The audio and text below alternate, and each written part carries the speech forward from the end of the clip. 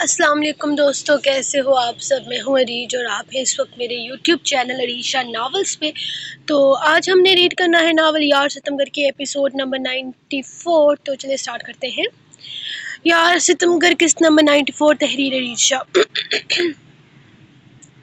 ایک خاموشی سی چھائی ہوئی تھی، وہ اس سے کوئی بات نہیں کرتی تھی۔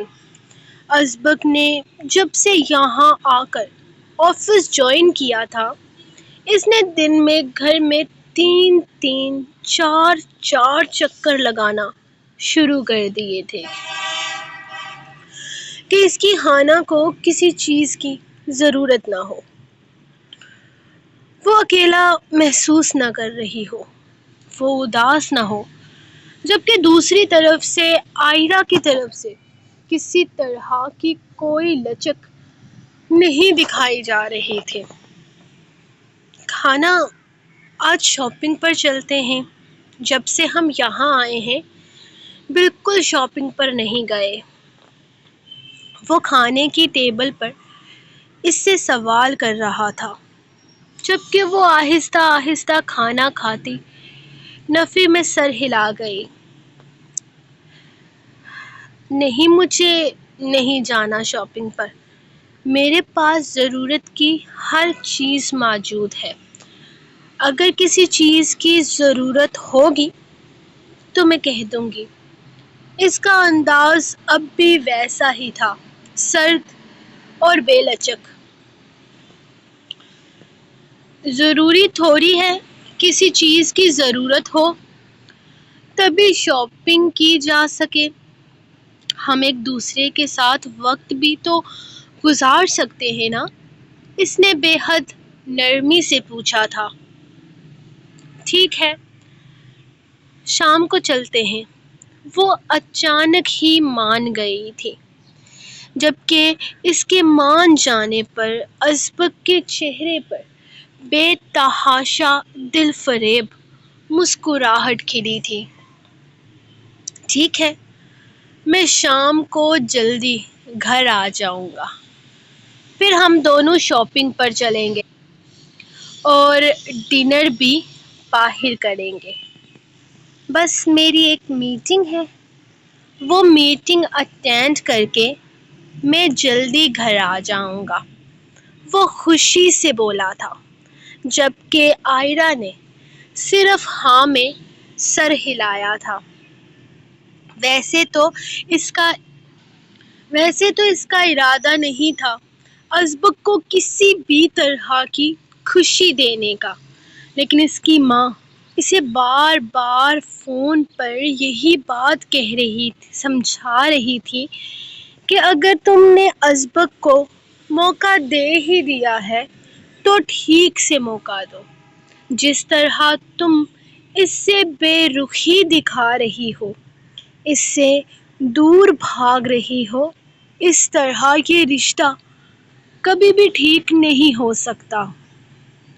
جبکہ آئرہ سمجھ ہی نہیں پا رہی تھی کہ وہ اس رشتے کا کرنا کیا چاہتی ہے۔ اس نے ازبک کو موقع دیا تھا، یہ سوچ کر کہ شاید وہ اس کی دلی کیفیت سمجھنے کی کوشش کرے گا، شاید وہ اس کے اندر کے غبار کو سمجھ جائے گا، لیکن کچھ چیزیں انسان کو خود سمجھنی پڑتی ہیں۔ شاید اس کے اندر کی حالت کوئی نہیں سمجھ سکتا تھا، کوئی بھی نہیں۔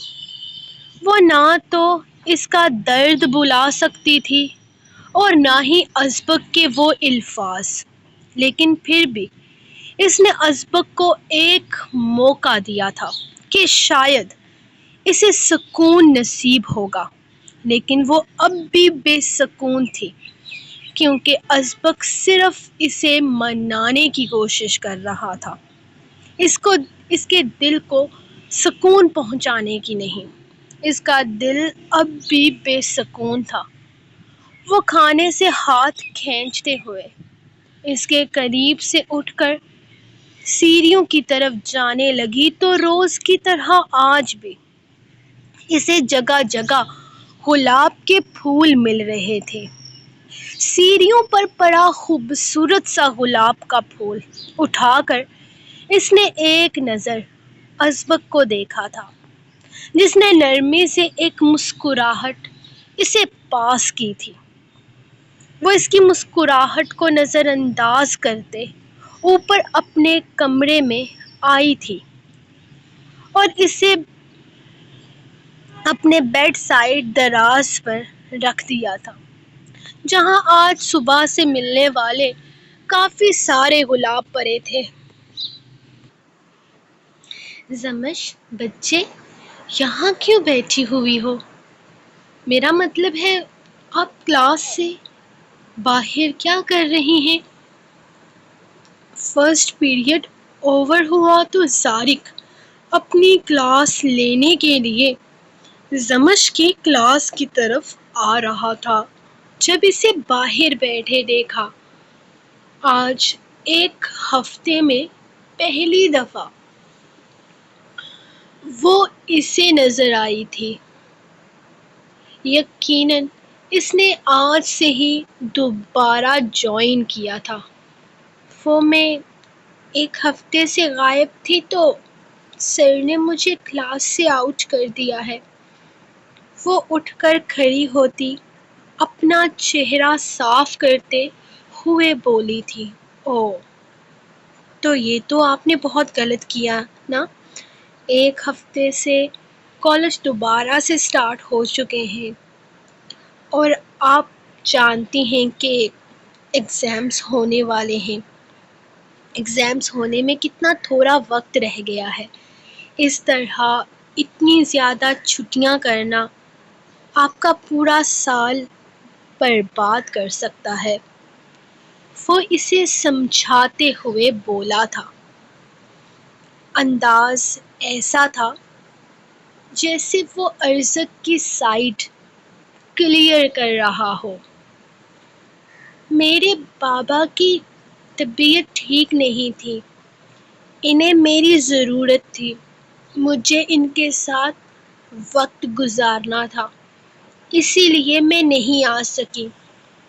وہ جلدی جیسے اپنی صفائی دیتے ہوئے بولی۔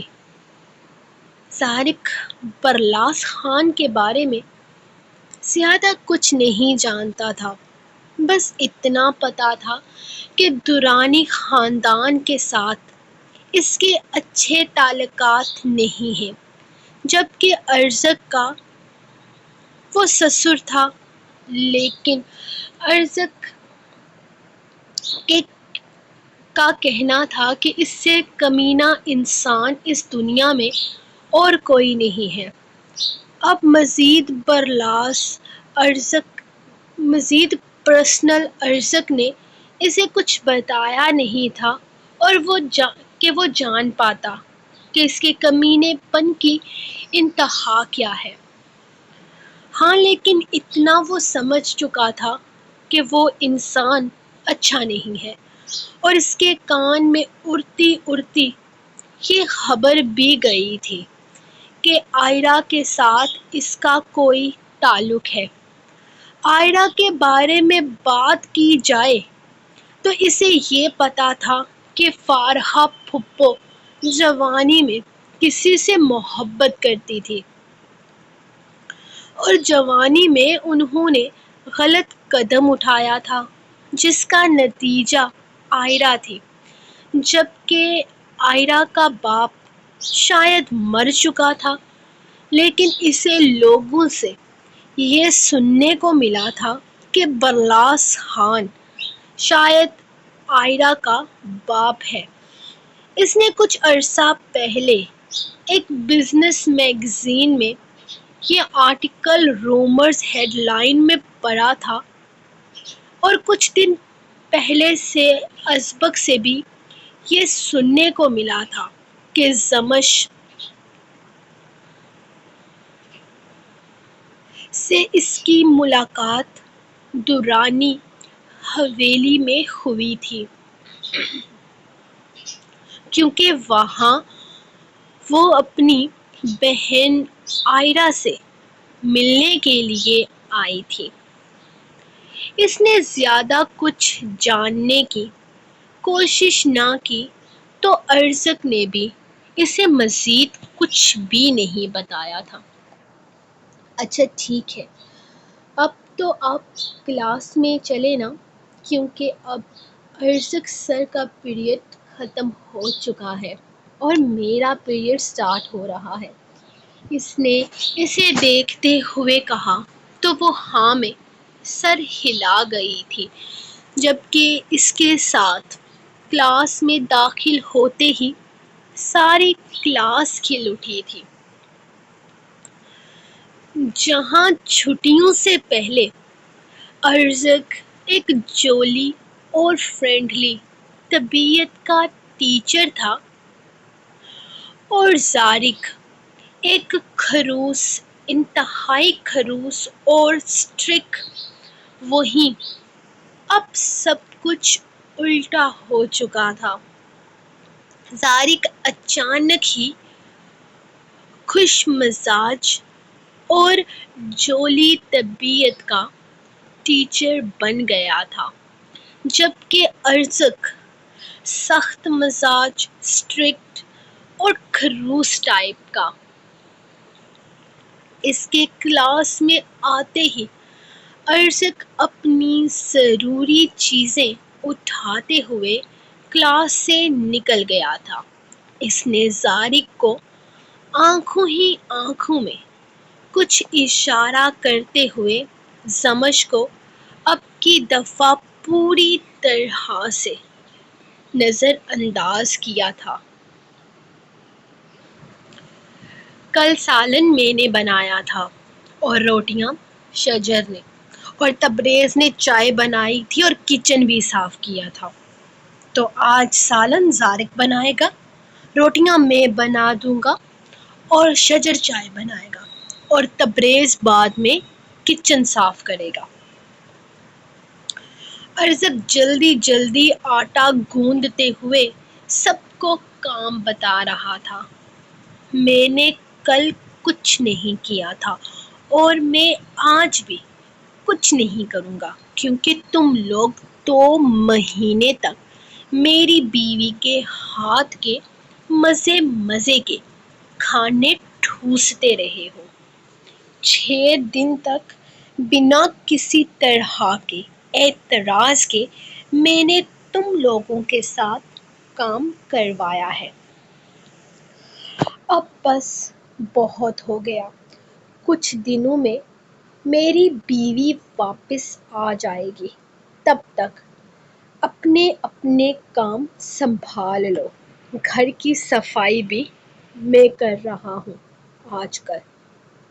اس نے احسان جتایا تھا جب تبریز نے صوفے کے نیچے سے موزہ نکال کر اسے دکھایا۔ یہ صفائیاں ہیں آپ کی؟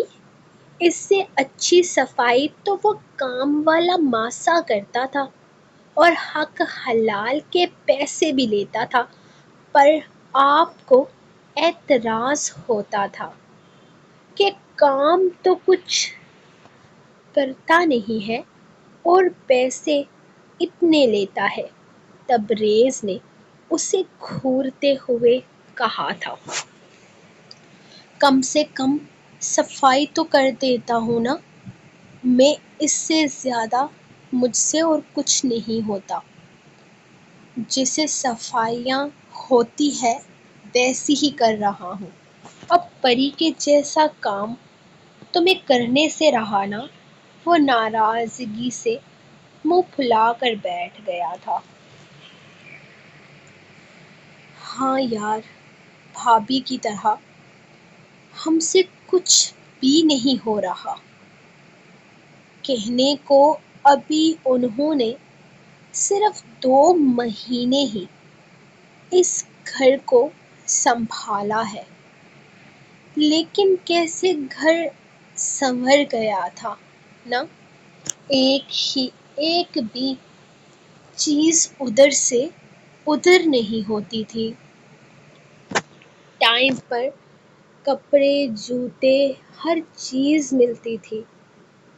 کھانا تیار ملتا تھا، ٹائم پر کپڑے جوتے ہر چیز ملتی تھی، کھانا تیار ملتا تھا، گھر کتنا لش پش چمک رہا ہوتا تھا، وہ اکیلی چھوٹی سی کتنا کچھ سنبھال لیتی تھی، اور ہم چار اچھے خاصے مستنڈوں سے کوئی بھی کام ٹھیک سے نہیں ہو رہا۔ شجر نے ان کے ساتھ بیٹھتے ہوئے کہا تھا، اور جو کام ہو رہے ہیں وہ بھی نہ ہونے کے برابر ہیں۔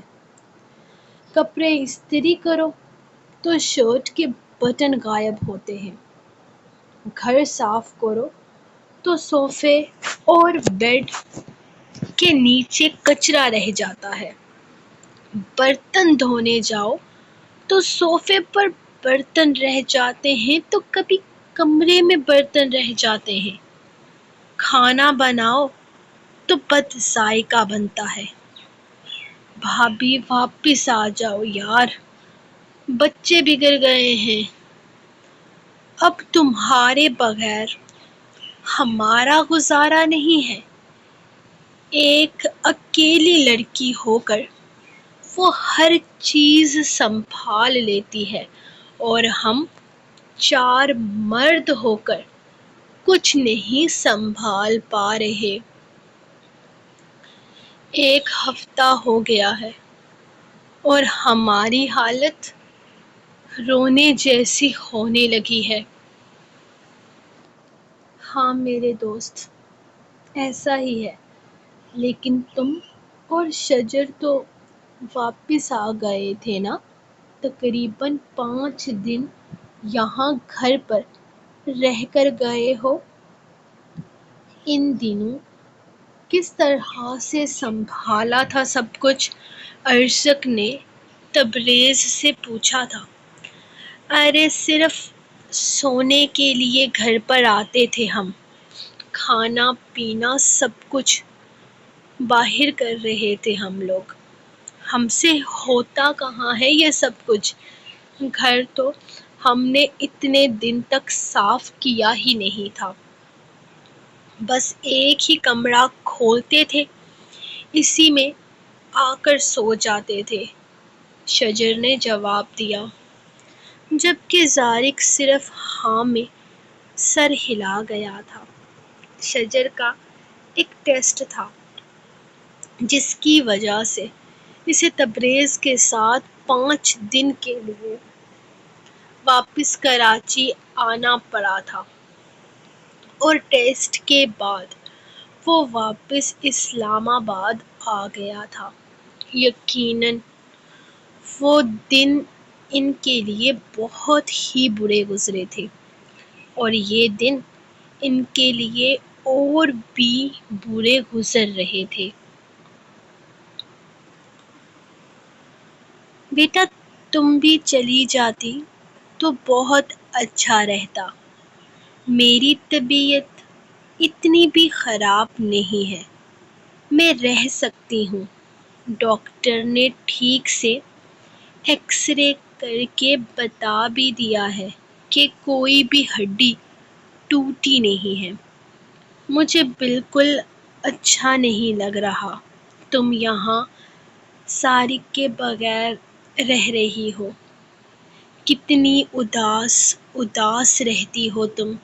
1 ہفتہ ہونے کو آیا ہے، اب تمہیں چلے جانا چاہیے۔ میں بالکل ٹھیک ہوں، اب تو چلنے پھرنے کے قابل ہو گئی ہوں۔ پری امی کے پاس بیٹھی ہوئی تھی، تھوڑی دیر پہلے وہ ان کے لیے سوپ بنا کر لائی تھی۔ چلی جاؤں گی، آپ بالکل ٹھیک ہو جائیں گی تو میں چلی جاؤں گی انشاءاللہ، اور شکر ہے اللہ کا کہ آپ کی کوئی ہڈی نہیں ٹوٹی۔ باقی آپ کل صبح انکل کے ساتھ ہسپتال لازمی جائیے گا۔ ارے ان کے ساتھ کیوں جاؤں گی؟ تم ہی لے جانا مجھے۔ آج کل نا ان کے آفس میں بہت زیادہ کام چل رہا ہے۔ امی نے سوپ پیتے ہوئے اسے دیکھ کر کہا تو اس نے نفی میں سر ہلایا تھا۔ سوری امی، میں آپ کے ساتھ نہیں جا سکتی۔ زارق نے مجھے منع کیا ہوا ہے۔ وہ دراصل آپ کو تو پتہ ہی ہے نا کہ میری تایا اور ان کی فیملی اسی شہر میں ہوتے ہیں اور وہ لوگ مجھے ڈھونڈ رہے ہیں۔ وہ لوگ بالکل بھی اچھے نہیں ہیں، یوں سمجھ لیجئے کہ میرے دشمن ہیں۔ دشمن؟ میں کچھ سمجھی نہیں تمہاری بات کو۔ کیوں دشمن ہیں وہ تمہارے؟ امی نے اس کی بات کاٹتے ہوئے پوچھا۔ وہ امی، وہ لوگ نا میرے تایا کے بیٹے کے ساتھ میری شادی کروانا چاہتے تھے، جس کے لیے میرے ماں باپ ایگری نہیں تھے۔ اس کے علاوہ میں اور کچھ نہیں جانتی، لیکن زارق کہتے ہیں کہ میرے ماں باپ کی موت کے پیچھے ان لوگوں کا ہاتھ ہے، کیونکہ میرے بابا کا تعلق کسی خفیہ ایجنسی سے ہے، جس کی وجہ سے بہت لوگ ان کے دشمن بنے ہوئے ہیں، اور انہی دشمنوں میں سے تایا ابو بھی شامل تھے۔ اس نے تفصیل سے بتایا تو وہ صرف ہاں میں سر ہلا کر رہ گئی، جبکہ الینا وہاں آئی تھی۔ ایک ہفتے سے وہ آفس نہیں جا رہی تھی کیونکہ اذن یہیں پر تھا، اور اذن آج ہی علیزے کے ساتھ کراچی کے لیے نکلا تھا۔ شکر ہے تم نے بھی اپنی صورت دکھا دی بیٹا۔ تمہاری امی 2 دفعہ ہو کر گئی ہیں، اذن بھی مل کر گیا ہے۔ علیزے بھی جانے سے پہلے مل کر گئی ہے مجھ سے، لیکن تم نے تو اپنی صورت دکھانا ہی بند کر دیا تھا۔ وہ شکوہ کناں انداز میں بولی۔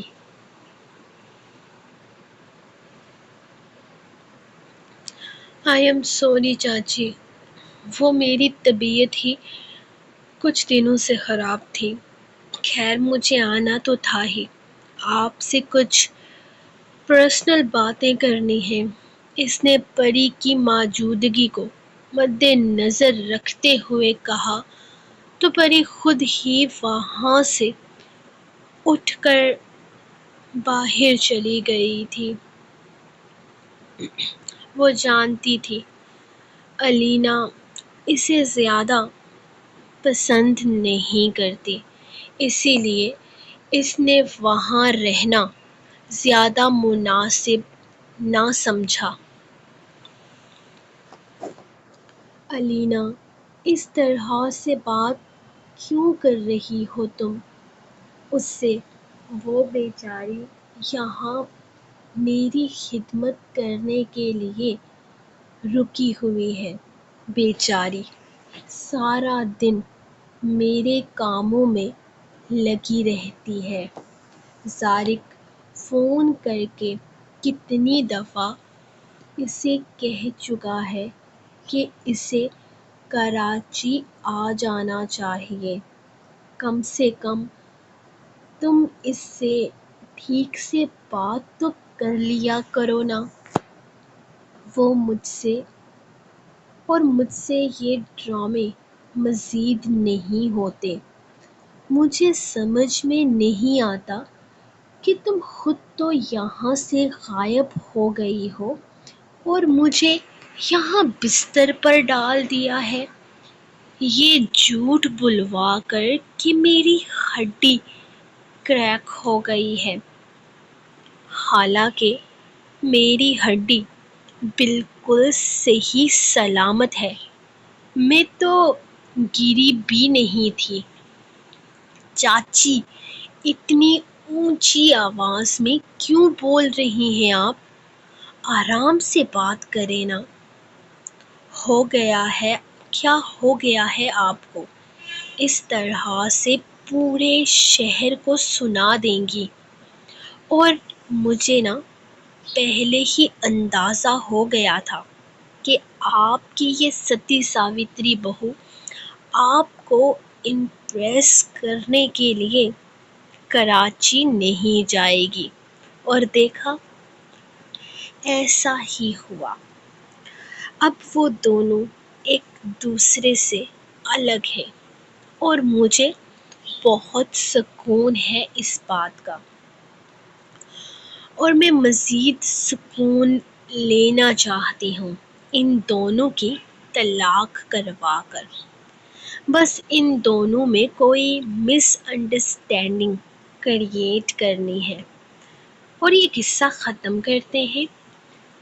تم بہت غلط سوچ رہی ہو الینا، وہ ایسی لڑکی نہیں ہے، وہ بہت پیاری ہے اور بہت معصوم سی ہے، اور زارق اس سے بہت محبت کرتا ہے۔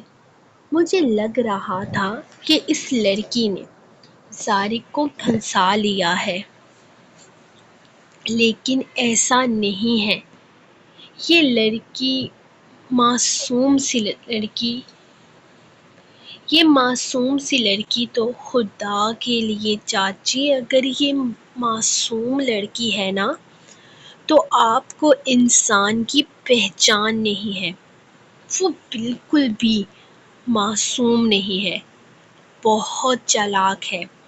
اس نے آپ کے بیٹے کو بھی پھنسایا ہوا ہے، اور جلد ہی وہ اس گھر پر، اس دولت پر بھی قبضہ کرنے کا ارادہ رکھتی ہے۔ آپ سمجھنا ہی نہیں چاہتی، زارق آپ کا اکلوتا بیٹا ہے جسے وہ اپنی باتوں میں پوری طرح سے الجھا چکی ہے۔ زارق اس سے محبت کا دعویٰ کرتے ہیں، یہ جو چاہے کروا سکتی ہے۔ صرف اتنا ہی نہیں، وہ آپ کے ساتھ ساتھ انکل کو بھی امپریس کرنے کی کوشش کر رہی ہے، بلکہ کر چکی ہے۔ آپ کی باتوں سے ایسا ہی لگ رہا ہے۔ وہ انہیں شکی انداز میں دیکھتے ہوئے بولی، جبکہ چاچی اسے سمجھانا چاہتی تھی کہ وہ بری نہیں ہے، بلکہ وہ تو انہیں بہت اچھی لگ رہی تھی، لیکن وہ فیصلہ نہیں کر پا رہی تھی کہ وہ الینا کی بات پر یقین کریں یا اپنی آنکھوں دیکھے پر۔ انہیں بظاہر پری میں کسی طرح کی کوئی خامی محسوس نہیں ہو رہی تھی، جبکہ الینا کو لگ رہا تھا کہ وہ سب کچھ ڈرامے کر رہی ہے، صرف انہیں امپریس کرنے کے لیے، اور اب وہ زارق اور پری میں مس انڈرسٹینڈنگ کریٹ کرنا چاہتی ہے۔ وہ پری کے ساتھ کچھ بھی غلط نہیں کرنا چاہتی، لیکن اگر ان کے بیٹے کی پسند غلط ہوئی تو نہیں، وہ اس کے لیے کوئی مصیبت بھی کھڑی نہیں کرنا چاہتی تھی۔ جبین جبہ کی سڑک خستہ حالی کا شکار تھی۔ یہاں پر سفر کرنے کے لیے بس ایڈونچر کا شوق ہونا چاہیے، اور رائق شروع سے ہی ایڈونچرز کا خاص شوقین رہا تھا۔ وہ اس وقت وادی کلام سوات کے خوبصورت علاقے جبین جبا میں تھے، جو دکھنے میں بے حد خوبصورت اور دلکشی سے بھرا ہوا تھا، لیکن اتنا ہی خطرناک علاقہ بھی تھا، کیونکہ یہاں پر پکی سڑکیں نہیں تھیں، روڈ کچے تھے، اور یہ وہ واحد علاقہ بھی تھا جہاں پر صرف جیپس وغیرہ ہی اوپر تک جا سکتی تھی۔ عام گاڑیوں کا سفر یہاں پر نہیں کیا جاتا تھا۔ بائکس، کارز اور دوسری گاڑیاں ان راستوں پر نہیں لائی جاتی تھیں، کیونکہ یہ راستے اکثر ہی اوس کی وجہ سے گیلے رہتے تھے، اور گیلی ٹوٹی پھوٹی پتھروں والی روڈ پر سوائے جیپ کے اور کوئی گاڑی زیادہ دیر تک نہیں ٹک سکتی تھی۔ لیکن پھر بھی کچھ لوگ جنہیں اپنی زندگی پیاری نہیں تھی، وہ ان روڈز پر اپنی جان خطرے میں ڈال کر انتہائی خطرناک سفر بھی کرتے تھے۔ لیکن یہ ایسی جگہ تھی جہاں خطروں سے کھیلنے کا بھی اپنا ہی مزہ تھا، اور اس بات میں کوئی شک نہیں تھا کہ یہاں پر آنے کا حوصلہ صرف وہی لوگ رکھتے ہیں جو اپنی زندگی کو کھل کر جینا چاہتے ہیں۔ رائق یہاں پہلے بھی ازبک کے ساتھ کئی دفعہ آ چکا تھا، لیکن ایلوینا کے ساتھ پہلی دفعہ آ رہا تھا۔ اس نے ایلوینا کو اس جگہ کے خطرے کے بارے میں کچھ بھی نہیں بتایا تھا، لیکن جب دو دفعہ اوپر پہاڑ کی طرف جاتے ہوئے گاڑی پتھر پر پھسلی تو ایلوینا ذرا سا خوف کا شکار ہوئی تھی۔ رائق، یہ سفر تو انتہائی خطرناک ہے، وہ اس کے بازو پر سر رکھتے ہوئے بولی تھی، جبکہ ڈرائیور کو اس نے ہمیشہ کی طرح ساتھ آنے سے منع کر دیا تھا۔ وہ اپنی بیوی کے ساتھ اکیلا کوالٹی ٹائم اسپینڈ کرنا چاہتا تھا۔ ڈارلنگ، تم سفر پر دھیان دے کیوں رہی ہو؟ تم مجھ پر دھیان دو، یا پھر ان اونچی اونچی پہاڑوں پر، یا پھر ان گنگناتے جھرنوں پر۔ کیا کہہ رہی تھی تم؟ کہ یہاں کی بہتی آبشار پر برف کیوں جمی ہے؟ تو ایسا ٹھنڈ کی وجہ سے ہے۔ سردی دیکھی ہے تم نے یہاں کی؟ یہاں کا ٹمپریچر نارمل ٹمپریچر سے کافی ہائی ہے۔ وہ اس کا دھیان باتوں میں لگانے لگا تھا۔ تھوڑا سا آگے بڑھنے پر انہیں کچے مکان نظر آنا شروع ہو گئے تھے۔ چھوٹے چھوٹے گھر تھے، بالکل ایک گاؤں سا ماحول تھا۔ زیادہ تر مکان خالی تھے، لیکن اس نے نوٹ کیا تھا کہ زیادہ تر مکان لکڑی کے بنے ہوئے تھے۔ پکی اینٹوں یا پتھروں کا گھر کہیں بیچ میں کوئی نظر آ جاتا۔ یہاں آبادی کم تھی اور لوگوں کا گزر و بسر کافی مشکل تھا، لیکن پھر بھی ان سب کے چہروں پر ایک مسکراہٹ تھی، ایک سکون تھا۔ آج بھی سادہ زندگی جی جاتی تھی، اور وہ لوگ، سادہ زندگی گزارنے والے سادہ سے لوگ، یقیناً اپنی زندگی پر خدا کا شکر ادا کرتے ہوں گے۔ یقیناً وہ ہر حال میں خوش رہنے والے لوگ تھے۔ جب انہوں نے کلام کے بازار سے گاڑی اس راستے پر ڈالی تھی، تب اپنے پیچھے کچھ لوگوں کو گدھے پر سامان لاتے دیکھا تھا، اور وہ لوگ اب تک ان کے پیچھے آ رہے تھے۔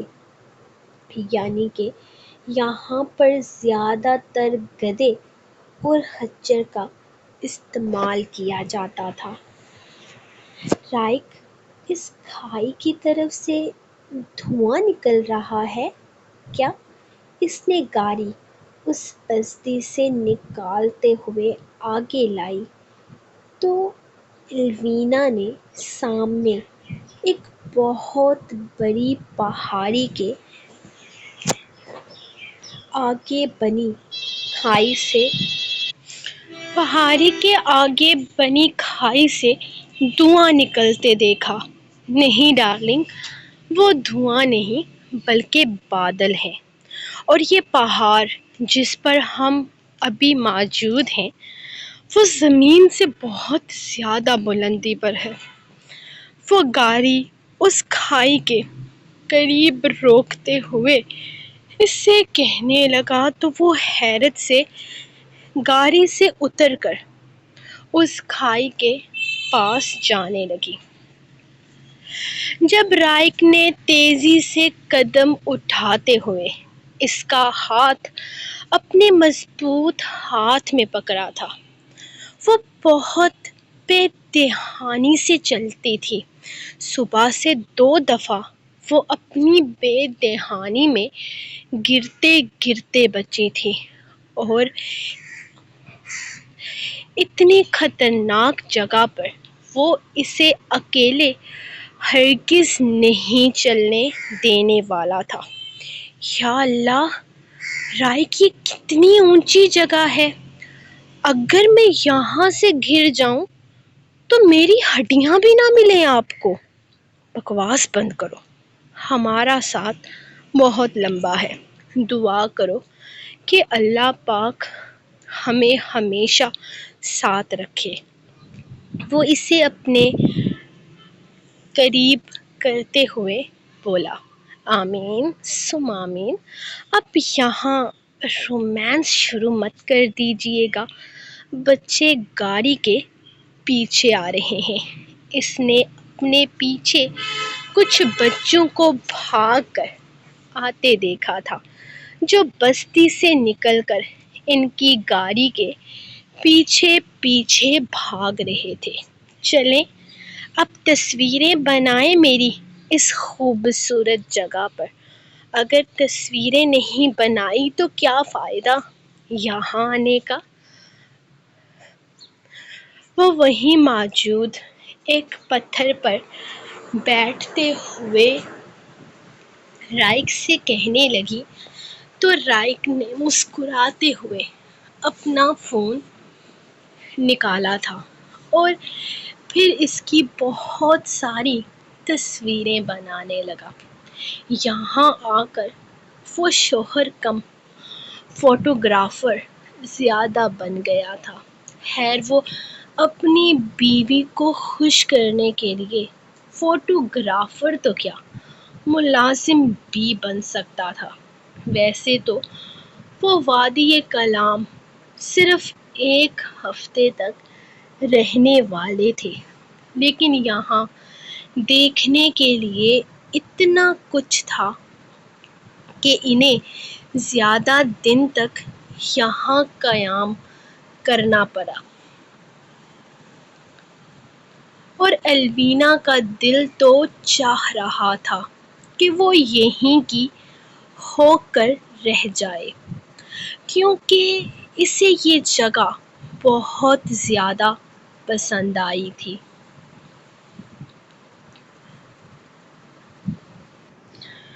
وہ یہاں مر کر بھی کبھی قدم نہ رکھتا، لیکن آئرا کے سکون کے لیے وہ یہاں آیا تھا۔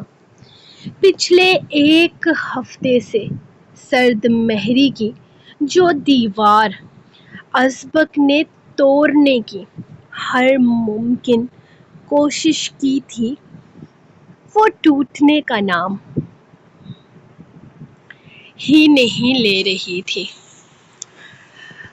وہ آئرا کو ایک نارمل زندگی دینے کی کوشش کر رہا تھا، اسے منانے کی کوشش کر رہا تھا۔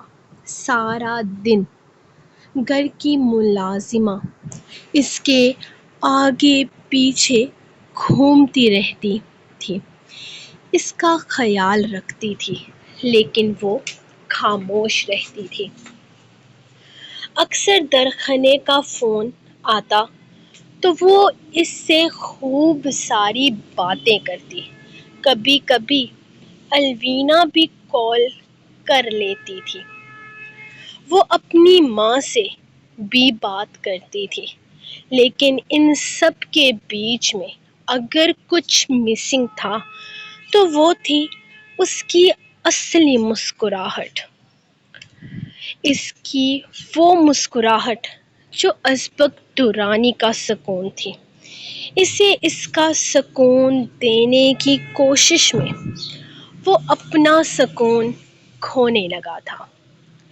اس نے آئرا کا سکون ڈھونڈنے کی بہت کوشش کی تھی، لیکن وہ اسے خوش کرنے میں کامیاب نہ ہو سکا۔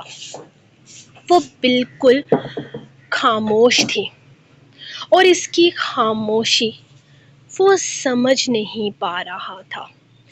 اس نے پچھلے 6 مہینوں میں ہر طرح کی کریاں جوڑی تھی، اور پھر وہ ایک نتیجے پر پہنچتے ہوئے یہاں تک آیا تھا جہاں وہ کبھی نہیں آنا چاہتا تھا۔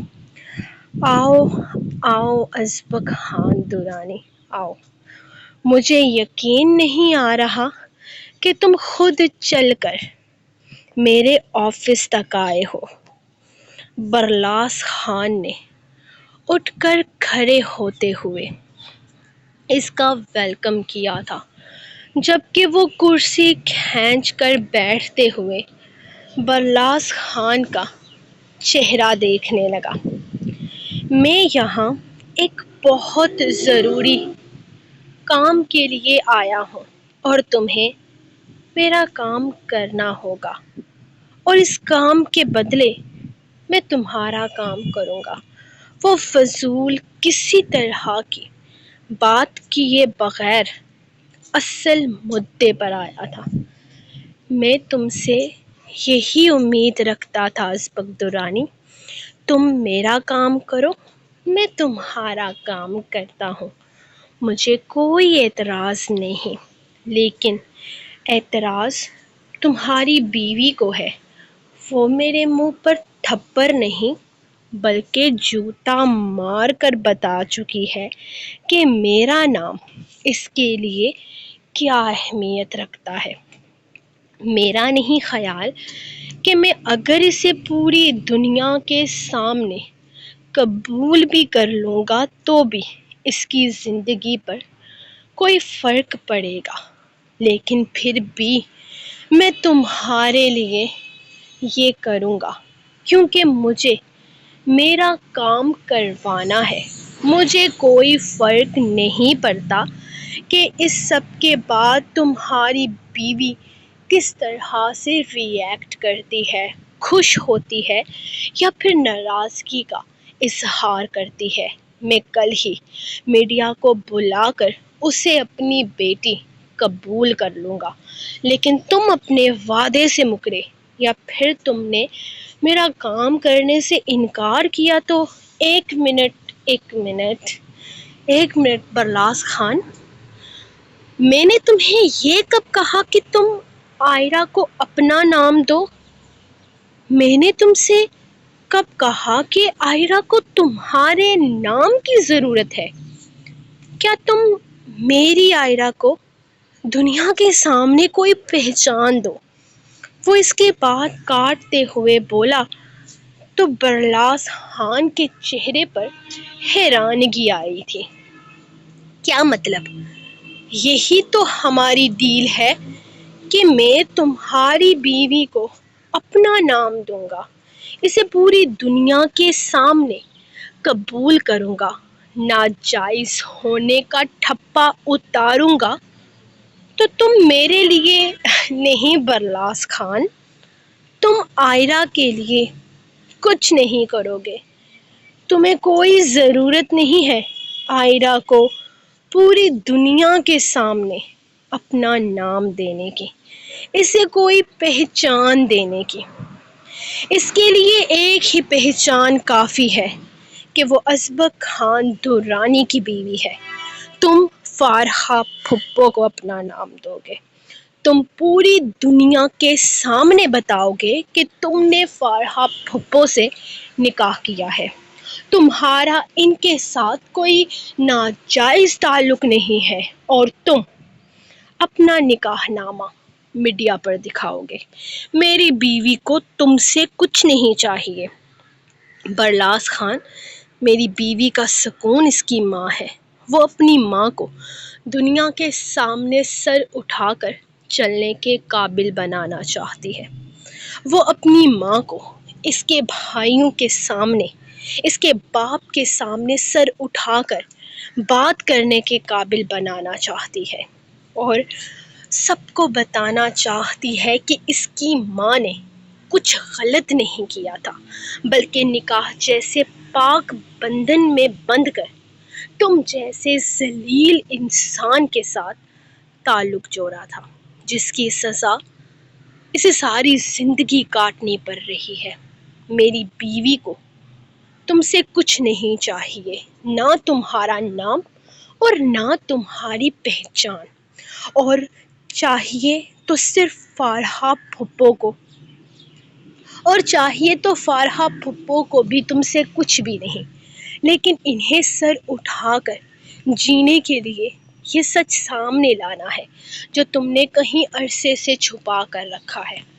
تمہیں صرف اپنا نکاح نامہ دنیا کے سامنے لانا ہے، اور بس۔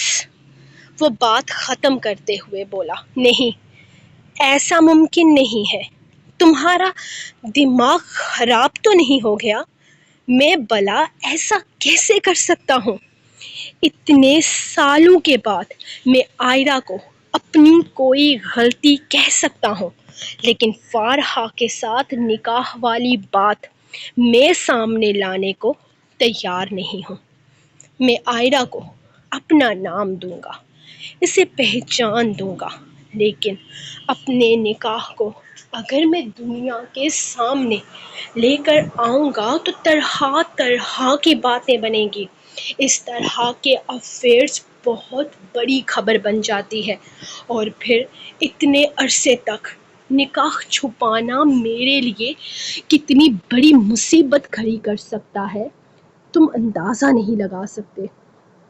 وہ پریشانی سے کہہ رہا تھا، مجھے کوئی فرق نہیں پڑتا، میرا کام ہو جائے تب مجھے بلا لینا۔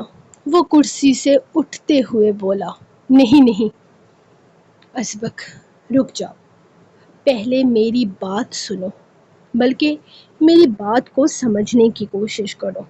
دیکھو، میرے لیے یہ بہت مشکل ہو جائے گا، میں ایسا نہیں کر سکتا۔ پرانے رشتے باہر نکل کر آئیں گے تو طرح طرح کی باتیں اٹھیں گی۔ آئرہ کو میں اپنے کسی کمزور لمحے کی غلطی کہہ سکتا ہوں، لیکن نکاح کو سامنے لاؤں گا تو میرے بزنس پر بہت برا اثر پڑے گا، میں بہت برے طریقے سے ڈوبوں گا۔ برلاس خان، یہ تم جانو، اور تمہارا کام۔ اگر تم اپنا کام مجھ سے کروانا چاہتے ہو تو تمہارے پاس بس یہی ایک راستہ ہے، وہ کہتے ہوئے اٹھ کھڑا ہوا تھا، جبکہ برلاس خان جیسے بہت برے طریقے سے پھنس گیا تھا۔ ازبک، ایک دفعہ میری بات سنو، دیکھو، میری بات کو سمجھنے کی کوشش کرو، یہ اتنا آسان نہیں ہے جتنا تم کہہ رہے ہو۔ اگر یہ میں کر بھی دوں گا تو صرف مجھ پر بات نہیں آئے گی، بلکہ تمہارے خاندان پر بھی بات آئے گی، تمہارے بابا پر بات آئے گی، تمہارے چچا پر بات آئے گی۔ قاسم درانی سے طرح طرح کے سوال کیے جائیں گے، آخر ان کی اکلوتی بیٹی پر بات آئے گی۔ ٹھیک ہے، میں مانتا ہوں وہ پہلے ہی بہت بدنامی کروا چکے ہیں، اپنی 20 سال پہلے جب آئرا کی پیدائش فارحہ کی شادی کے بغیر ہوئی تو طرح طرح کی کہانیاں سامنے لائی گئی تھی، طرح طرح کے جھوٹ بولے گئے تھے، یہ سچ چھپانے کی کوشش کی گئی تھی، لیکن اب جب سب کچھ کھل کر سامنے آئے گا تو تم لوگوں کو بھی بہت کچھ فیس کرنا پڑے گا۔ برلاس خان نے اسے سکے کا دوسرا پہلو دکھانے کی کوشش کی تھی۔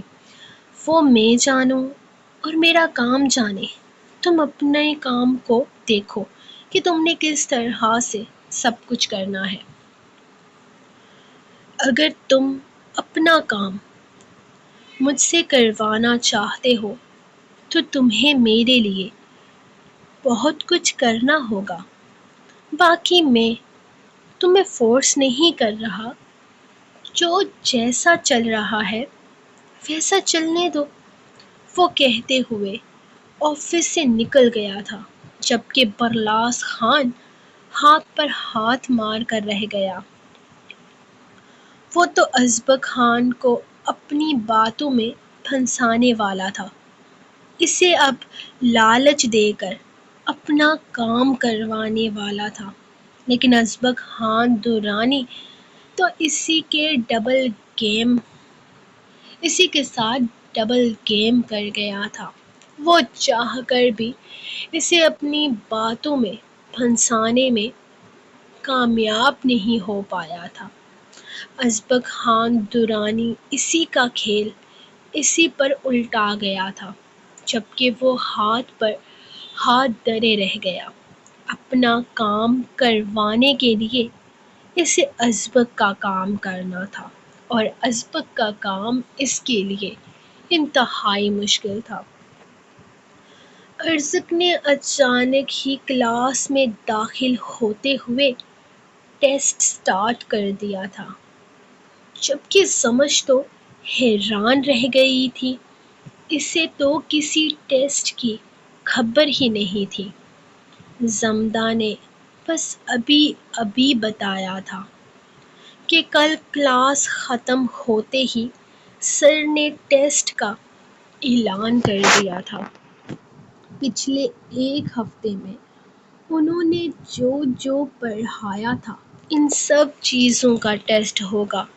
زمدہ بھی صرف 2 دن سے ہی کالج جوائن کر پائی تھی، سو وہ خود بھی نہیں جانتی تھی کہ اس نے ٹیسٹ کیا لکھنا ہے، جبکہ کلاس کے زیادہ تر اسٹوڈنٹ 3-4 دن تک چھٹیوں پر رہے تھے، اسی لیے سب لوگ ابھی شروع ہونے والے ٹیسٹ کو لے کر کافی زیادہ پریشان تھے۔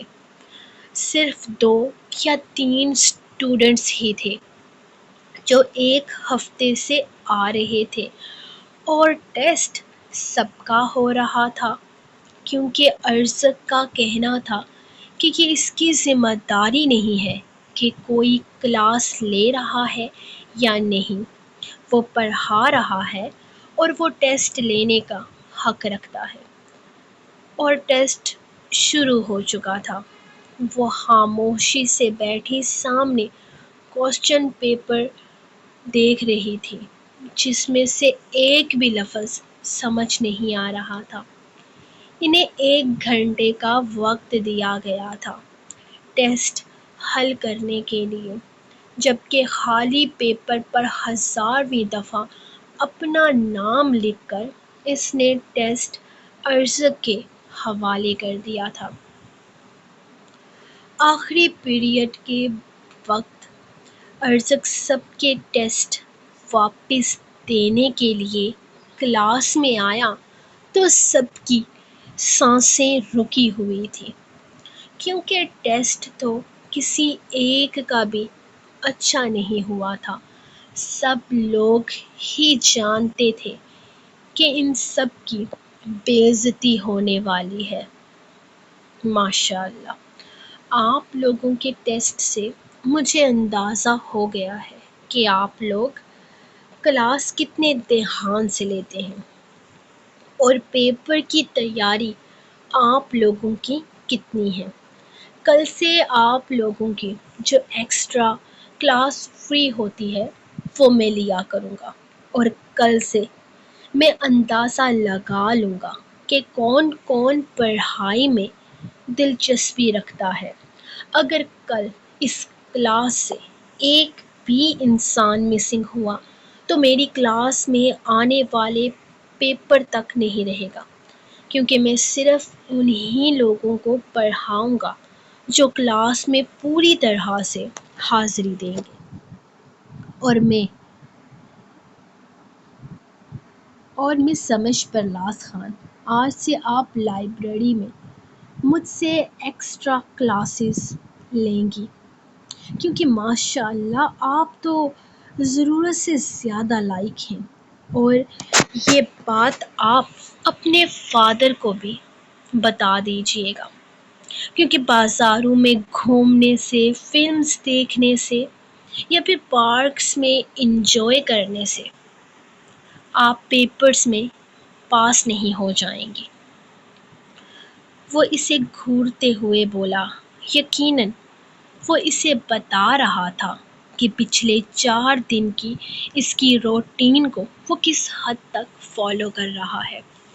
یقیناً وہ اس کے ایک ایک منٹ پر نظر رکھے ہوئے تھا، جبکہ سمجھ نے آگے سے کوئی جواب نہیں دیا تھا۔ وہ خاموشی سے سر جھکائے بیٹھی رہی تھی۔ اس نے ایک گہری نظر سمجھ پر ڈالی۔ اس نے بالکل ٹھیک سوچا تھا۔ وہ اسی طرح سے سمجھ کو کنٹرول کر سکتا تھا۔ پرلاز خان کو لگتا تھا وہ سمجھ کو اس سے دور کر دے گا۔ پرلاز خان نے اچھا کھیل کھیلا تھا۔ اسے لگ رہا تھا کہ سمجھ کو اپنی قسم دے کر، اس سے وعدے لے کر وہ اسے اس سے دور کر دے گا۔ سمجھ اس کے پاس نہیں آ سکتی تھی، اس سے مل نہیں سکتی تھی، کیونکہ وہ اپنے باپ کی قسمیں وعدوں میں بندھی ہوئی تھی۔ لیکن ارزق کی تو ایسی کوئی مجبوری نہیں تھی۔ وہ سمجھ کو کسی بھی بہانے سے اپنے قریب کر سکتا تھا، اور اس کا ارادہ سمجھ کو اپنے قریب کر کے پرلاز خان کا اصل چہرہ اسے دکھانے کا تھا۔ اس کے لیے ہرگز مشکل نہیں تھا۔ پرلاز خان نے ایک نہیں 1000 برے کام کیے تھے۔ اس کے کتنے ہی ہزاروں چہرے تھے، وہ سمجھ کو کتنا بھی دھوکے میں کیوں نہ رکھ لے، لیکن اپنا اصل اس سے چھپا نہیں سکتا تھا۔ سارے ٹیسٹ ان لوگوں کو واپس کرتے ہوئے وہ کلاس سے نکل گیا تھا، اور اب اس نے جاتے جاتے بھی سمجھ کو کہہ دیا تھا کہ وہ لائبریری میں آ کر اس سے ملے، اور اسے یقین تھا سمجھ اپنی پڑھائی کو لے کر بے تحاشا سیریس ہے۔ وہ ہرگز فیل نہیں ہونا چاہے گی۔ وہ لائبریری میں اس کے پاس آئے گی۔ اسی لیے وہ آفس جانے کے بجائے زارق کو فون پر میسج کرتا سیدھا لائبریری کی طرف آ گیا تھا۔ اسے یہاں بیٹھے ہوئے ابھی تھوڑا ہی وقت ہوا تھا جب اسے چھوٹے چھوٹے قدموں کی آواز سنائی دی۔ اس نے پلٹ کر دیکھا تو زمدہ کے ساتھ وہ لائبریری میں داخل ہوئی تھی۔ خیر وہ پہلے ہی جانتا تھا وہ اکیلی یہاں آنے کی غلطی ہرگز نہیں کرے گی۔ سو گائز یہ تھی آپ لوگوں کی آج کی ایپیسوڈ۔ ملیں گے کل نیکسٹ ایپیسوڈ کے ساتھ، اور دعا میں یاد رکھیں۔ اللہ حافظ۔